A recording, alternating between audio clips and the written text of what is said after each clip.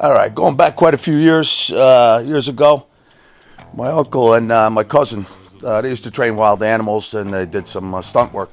So they were visiting out here in New Jersey, and they came to visit us. They had tractor trailers full of animals and stuff, so they stopped by to stay with us for a couple of weeks. So while they're here, they have elephants, we got giraffes, they got alligators, they got rhinos in crates inside all these tractor trailers they got here. And they got this little monkey named Buddy, this chimpanzee. So throughout the week, the neighborhood's up here, everybody's hanging out, looking at all the animals, and my uncle's giving rides, and they're showing, people are leading the elephants around the ball field, and the camels, they're riding camels, they're just having a blast.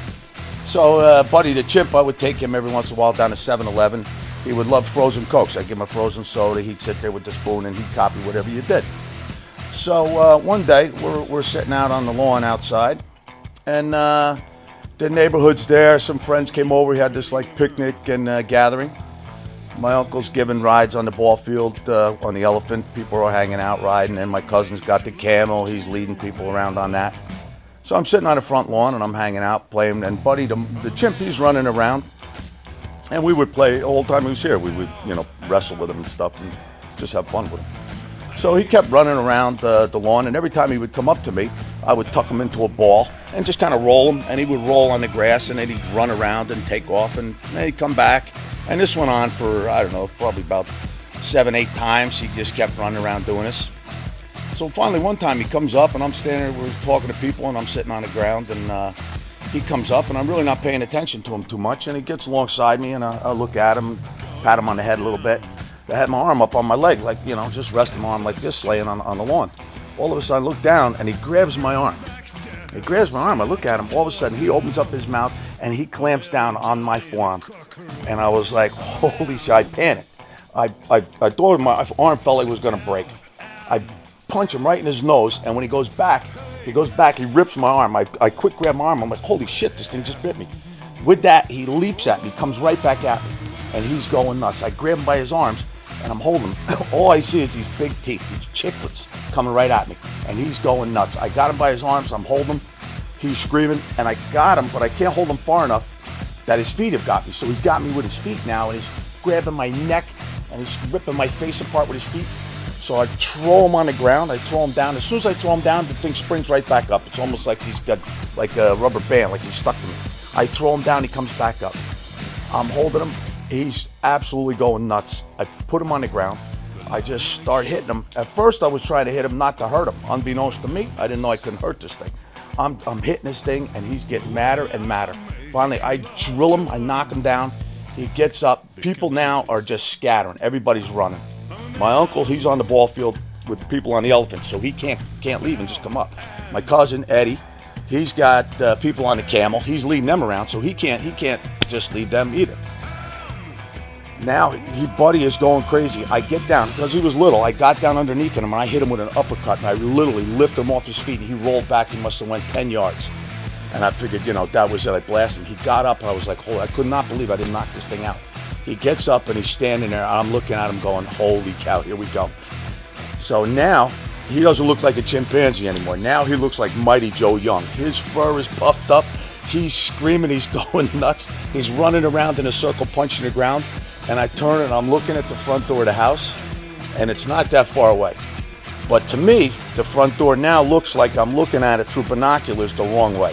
This door looks like it's about 10 miles away. I want to run, but I don't want this thing on my back. So with that, he's standing there staring at me, and I'm staring at him, and everybody else that was now there close by the house is gone. They're all scattered. They're running for their lives. And if this thing was fighting somebody else and I was there, I would have been running too. Then I'm watching him. Here he comes. He starts charging, and he's running. And when they run sideways. So he's running, and he's coming. And I'm like, oh, my brain is just turning. What am I going to do to this thing? What am I going to kick him or what? With that, he gets about maybe 4 or 5 yards away, and he leaps. So when he leaps for me, I time it, and I just grab him by his biceps, and I just did a backwards roll onto the grass. And when I did, I just pile drived his head into the lawn. He couldn't catch himself because I had his biceps. I heard this crack when I hit, so I let him go. I turned around, I got up, thought for sure he was going to be out cold. By that time, my cousin Eddie had gotten the people off the camel. He comes flying up to help me. Buddy gets up, he stands up, and then he just stands there, and then he puts his arms in the air like this. So I'm like, my neck's tore up, my arm's bleeding. I'm like, Eddie goes, oh. He goes, oh, you got him. He's admitting defeat, you beat him. He goes, you can take him by the hand. I go, I'm not. Take him by the hand. I go, I'm not going near this thing. He goes, no, it's okay. He goes, he tested you, and you know, you had to whoop him. So now that you beat him up, he's you know, acknowledging that now I'm the head chimp now. So I said, Eddie, if I take this thing by the hand and something happens with this thing starts going crazy, I'm gonna kick the shit out of you. He says, no problem. I took him by the hand. He just looked up at me. I'm looking down at this thing going, oh my, I can't believe this. I take him, I lead him into the house, bring him in, set him inside. I go into the bathroom. I'm looking in the mirror now. I get the peroxide out, the alcohol, swab my neck's bleeding, my arm's ripped open. I'm bandaging that up. So this took a while for me to get all patched up. I come out. As I come out of the bathroom to the living room, I look over, and when Buddy was inside the house all the time, you always had to put him in a diaper. So I look over, and my cousin is sitting on the sofa in his diaper with a bowl of Cheerios, dry Cheerios, which he loved.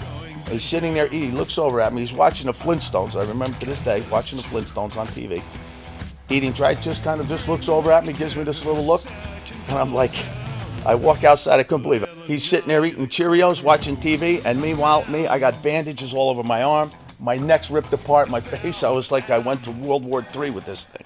But I kicked his ass. I won. The head chimp.